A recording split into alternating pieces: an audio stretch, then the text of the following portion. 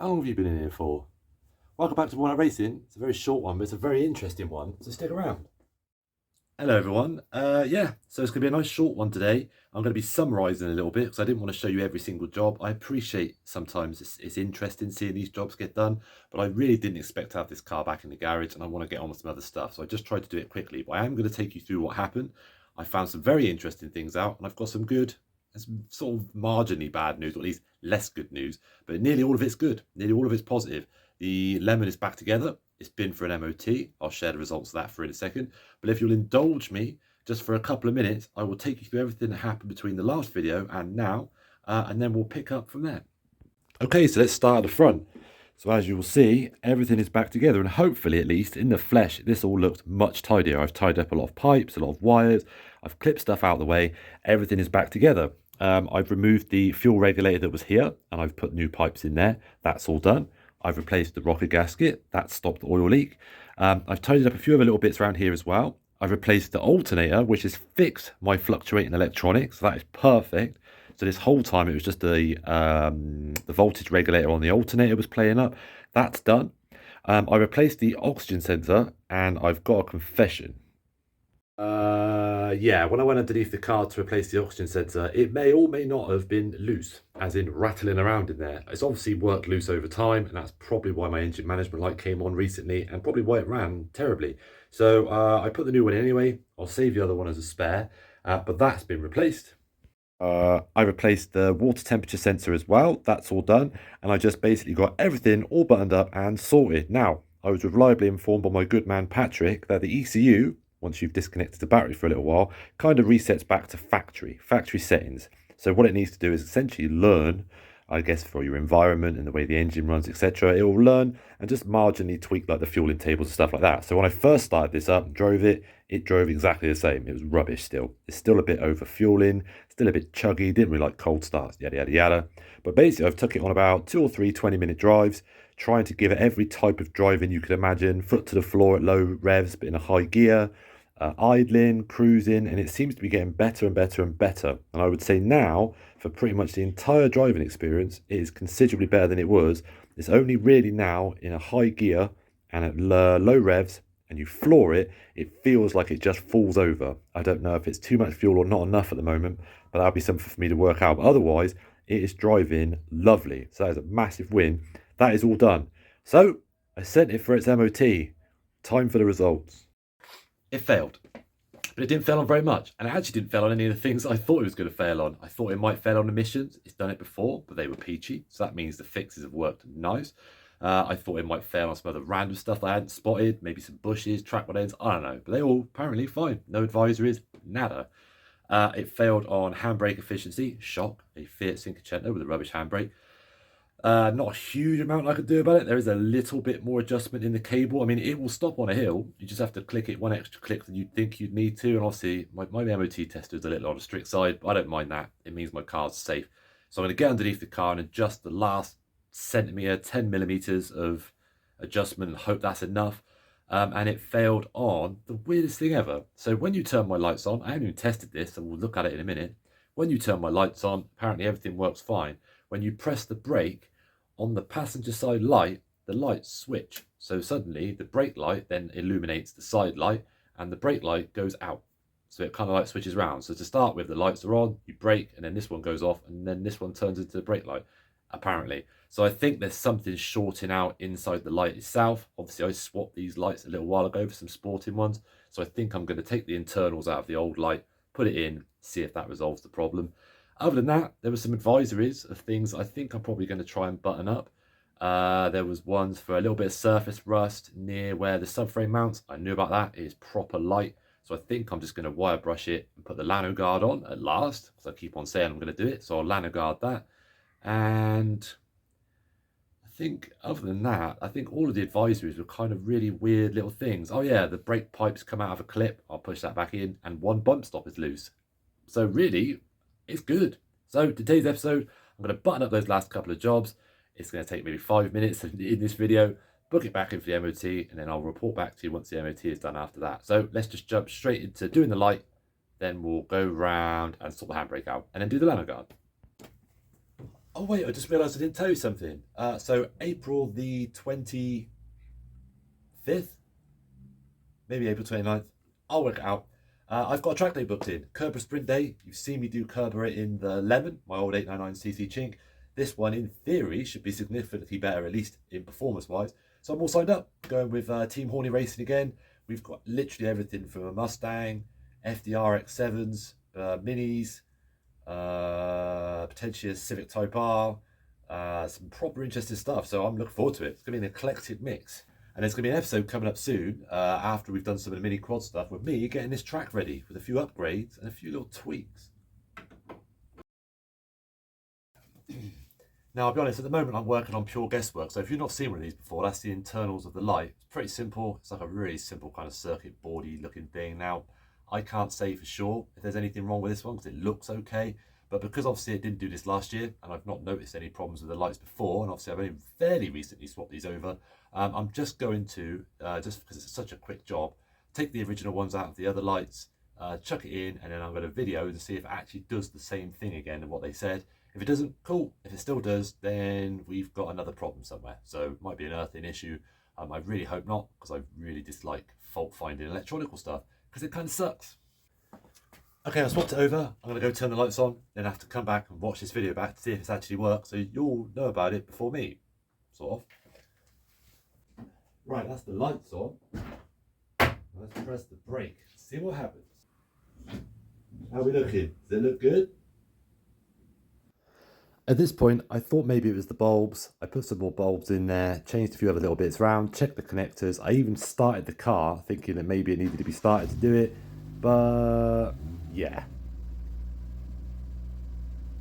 Nope, it wasn't that either. So my tip for you is go and eat some food. I went and had a snack, sat and thought about it and went, oh wait, there's something stupid I didn't check.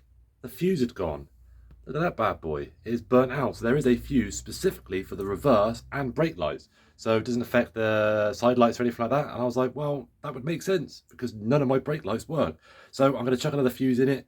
I'm just going to leave the light as it is. Yeah, I know I've swapped the internals over, but that doesn't matter. So hopefully chuck this in, test it out, easy fix. How's that? Did I fix it? Fixed. Now the eagle-eyed most of you will realise that the brake light wasn't working on the right hand side. I just quickly checked it. The bulb had gone. So I think probably somewhere along the way a bulb went, blew the fuse, or vice versa.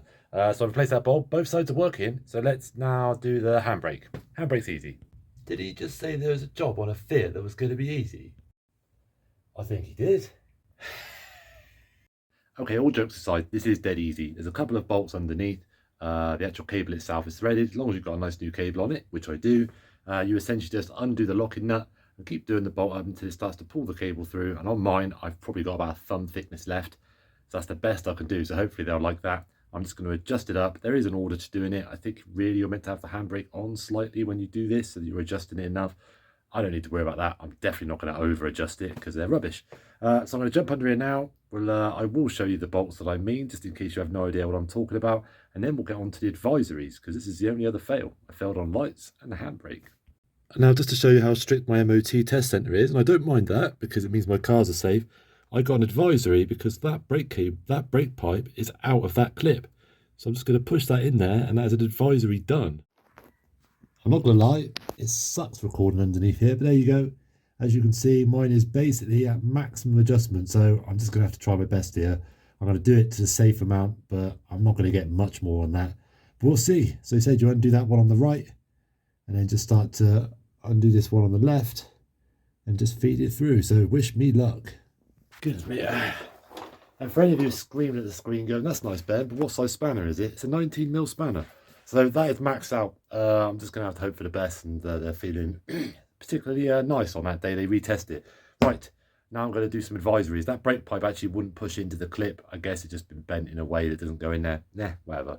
So one of the main ones was surface rust on the shock mounting areas and the beam, etc. So that's nothing. So I'm going to get the wire brush out, get under there, wire brush the heck out of as much of this as I can, get it nice and clean.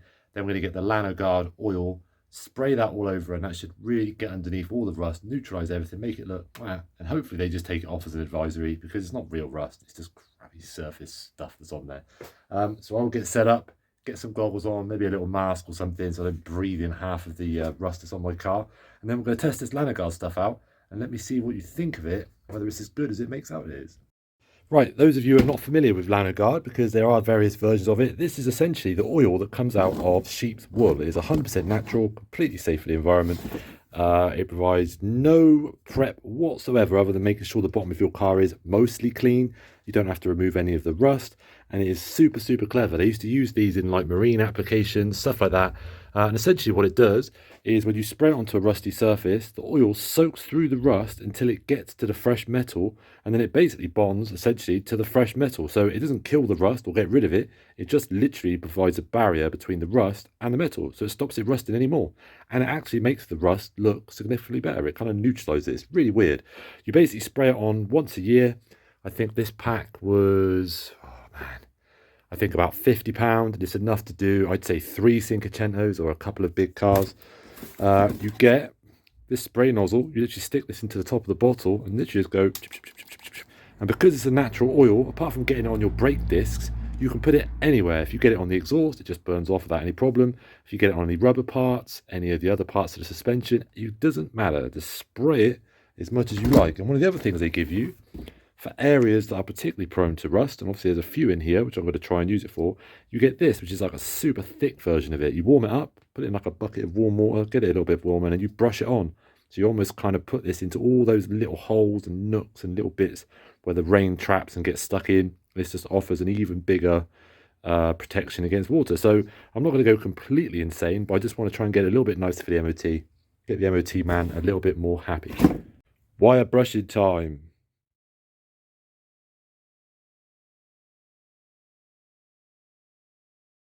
Right, I haven't gone crazy. They say you don't even need to bother doing it, but I thought, I'm going to give this the best chance I can. It is worth mentioning, you may have heard me joking at the end of one of the other episodes about making this thing smell like a sheep. When you smell this stuff, it literally smells like a sheep. Like, there's no other way to say it. It only lasts for a few days before it kind of beds in a little bit. But for the first couple of days, your car's going to smell like a farm animal. So don't do it just before a show or something. Or if you're going on a date.